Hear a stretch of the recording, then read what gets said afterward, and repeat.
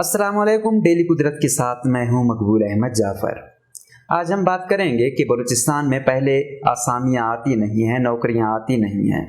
जब आती हैं तो उनकी बंदर बांट शुरू होती है और वो बंदर बांट डिपार्टमेंटल टेस्टों के नाम पर होती है, जहां पर सेक्रेटरी और मिनिस्टर और आगे इनके जो फ्रंटमैन हैं ये आल इनाली होते हैं। यहाँ ना तो आपके पास रोल नंबर स्लिप होती है और ना ही आपको ये पता होता है कि आपने कितने मार्क्स लिए।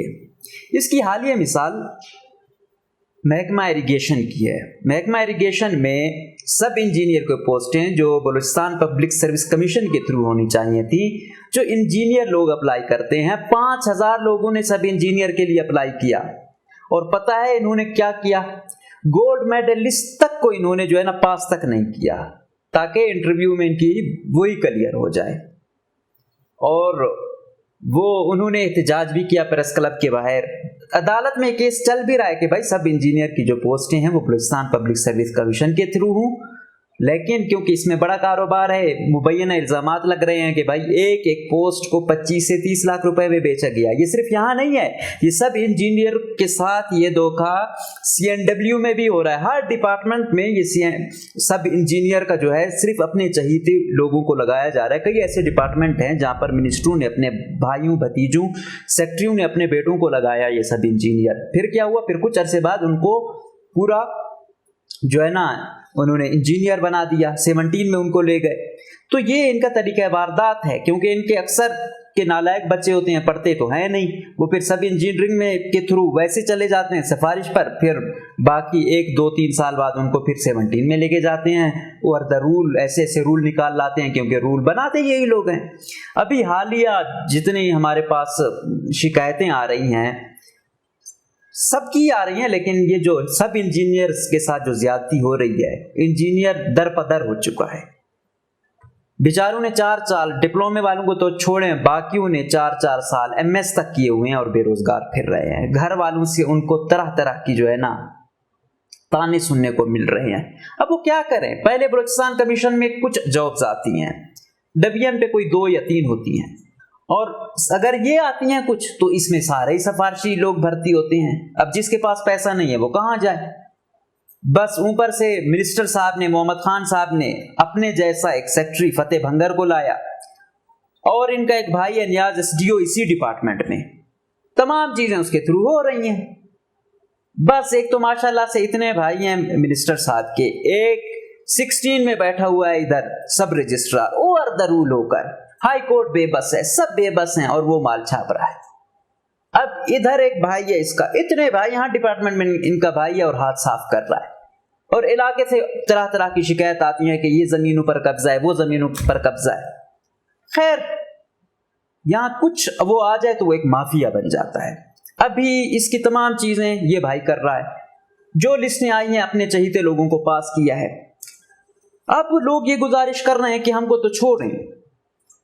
वजीर आला ने जो अपनी इंस्पेक्शन टीम बनाई हुई है CMIT, जिसको सबूर काका लीड कर रहा है, उसके थ्रू इंक्वायरी कराएं, पता चले भाई किसी को जो पास किया है किस बेस पे पास किया है, किसी को फेल किया है किस बेस पे फेल किया। तो आपको पेपर से पता चल जाएगा कि किन को जो पास किया गया क्या वो उस कैलिपर के थे। मैं गारंटी के साथ कहता हूं ये जितने भी लोग हैं, चाहे ये जूनियर क्लर्क हैं, चाहे ये सब इंजीनियर हैं, इनमें चंद एक जिनको इन्होंने इंटरव्यू में निकालना है, जो कोई एक्स्ट्रा ऑर्डिनरी थे तो अलग बात, सब इंजीनियर में तो उन्होंने गोल्ड मेडलिस्ट तक को निकाल दिया है। वो कह रहे हैं हम चैलेंज करते हैं कि आए जो पास हुए और उनका हमारा मुकाबला करवाएं, सबके सामने करवाएं, टीवी पर आकर करवाएं, पता चले किसमें कितना कौन कितने कैलिपर का है। लेकिन बस मोहम्मद खान लैडी साहब, फतेह भंगर साहब और मिनिस्टर के भाई नियाज साहब का एक अपना मेरिट है, अपने लोग हैं जो किसी न किसी वो चाहे पैसों का वो वो चाहे सिफारिश की बेस पर हो तो वो लगाते हैं। और बाकी चाहे आप गोल्ड मेडलिस्ट हों, चाहे आप दुनिया के किसी भी कोने से पढ़ के आए हों, अगर आप इनको खुश नहीं करेंगे तो आप पास नहीं हो सकते। और इससे बढ़ के बलूचिस्तान में इन फराडियों के साथ मिलकर जो और बड़े फराड हो रहे हैं, अभी इनमें एक साहब जो बदनाम जमाना सेक्रेटरी थे अपने दौर में, डोमिसाइल पता नहीं कैसे बनवाया, यहाँ फैक्ट्री तक पहुंच गए।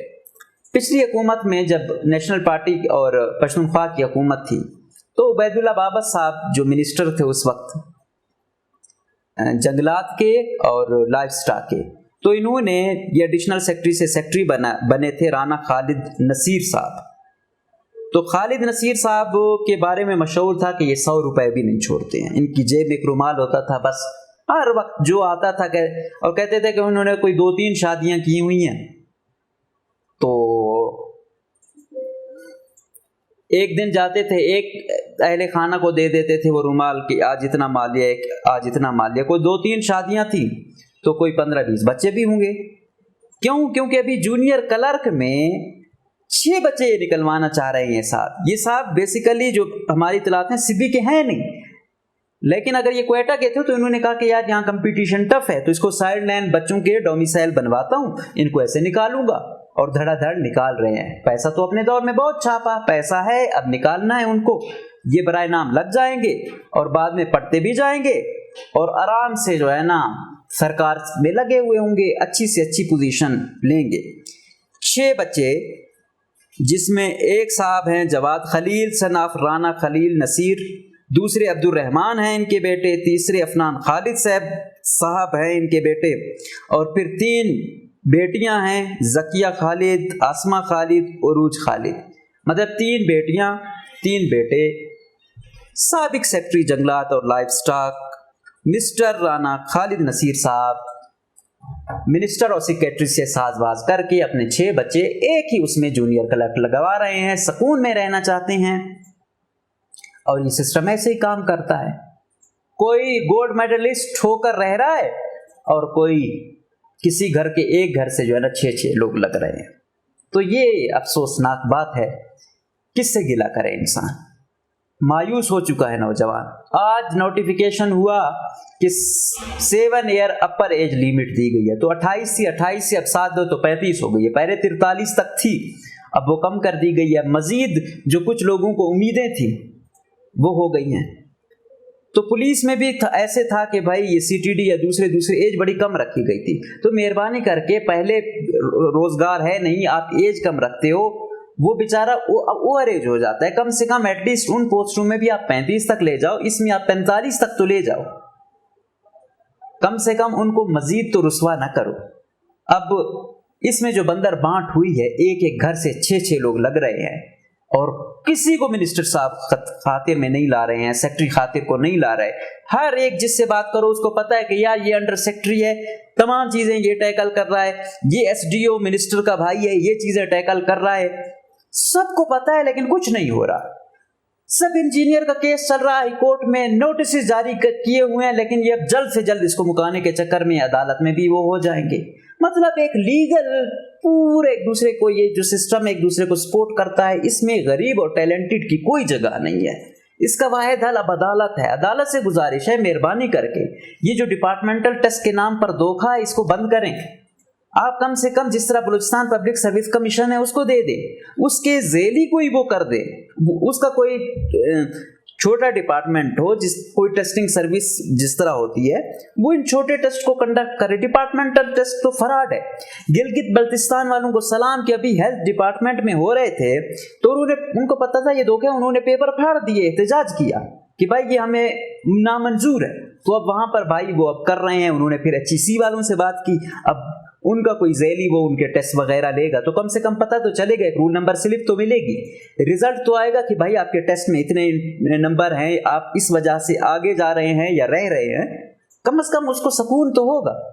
वाहिद हमारा बदकिस्मत सूबा है कि यहाँ पे तमाम चीजें वाजे हैं, पता है कि अब जैसा ये सेक्रेटरी था 6 बच्चे का, पता है कि यार ये इसके बच्चे हैं, अब ये लग जाएंगे। अब सोशल मीडिया पे तो आसमान सर पे उठाया हुआ है लोगों ने, लेकिन एक्शन किसने लेना है? वजीर आला क्या कर रहे हैं? उनकी लीडरशिप में सब कुछ हो रहा है। अब सबको पता है मिनिस्टर का भाई ये कर रहा है, मिले हुए हैं सेक्रेटरी लोग, इनके पेपर चेक किए जाए, पता चल जाएगा किस में कितना दम है।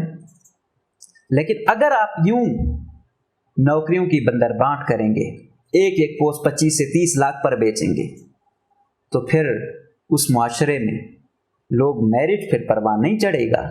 फिर लोग जो पैसे देकर आता है ना, फिर वो ऐसे ही आगे जब कोई पोस्टें होंगी फिर वो लेकर लगाएंगे, वही साजबाज करेंगे, वही फ्रंटमैन बनेंगे और ये सिस्टम यूं बर्बाद होता रहेगा। और फिर नौजवान मायूस होकर किसी और धंधों में लग जाएगा। फिर कल आप कहते हो कि ये लोग नाराज हैं, आप कहते हो ये हो गए हैं, ये वो हो गए हैं, तो उसके पीछे ऐसे लोग हैं, ऐसा माफिया है जो पूरा मिलके सिस्टम को यरगमाल बना के सबकी आंखों में धूल झोंक के, बल्कि ओपन तरीके से सबको वो कर रहे हैं, डीलें लगी हुई हैं कि भाई हाँ ये हो रहा है, आप फलां बंदे से मिलो, इससे डील करो, आपका बंदा लग जाएगा।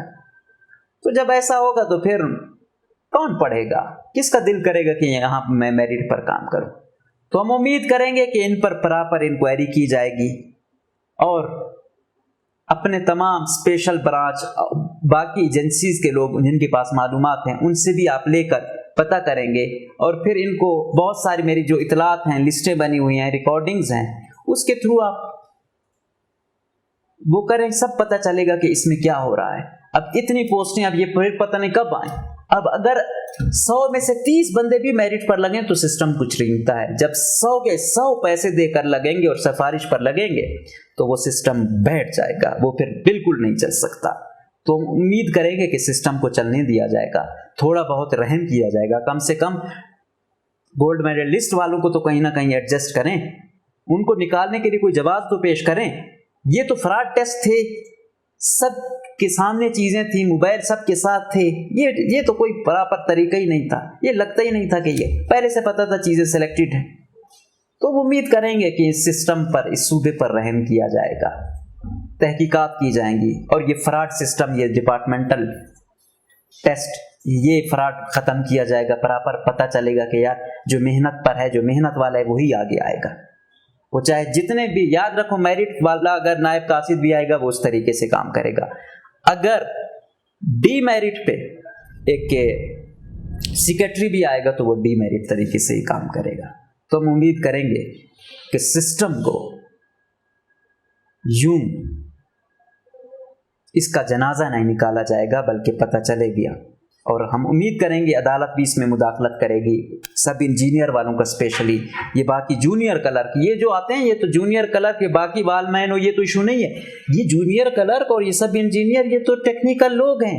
अब जूनियर क्लर्क ये काम ना आता हुआ क्या होगा। सब इंजीनियर अगर ये गलत किया, तमाम सिस्टम फिर ऐसे होगा जैसे अब पुल टूट रहे हैं, 2 साल नहीं चलते हैं, इमारतें ऐसे जमीन बोस होंगी।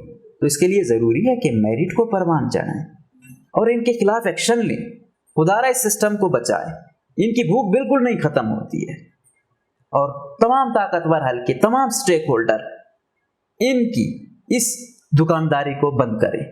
इजाजत दीजिए, अल्लाह हाफिज।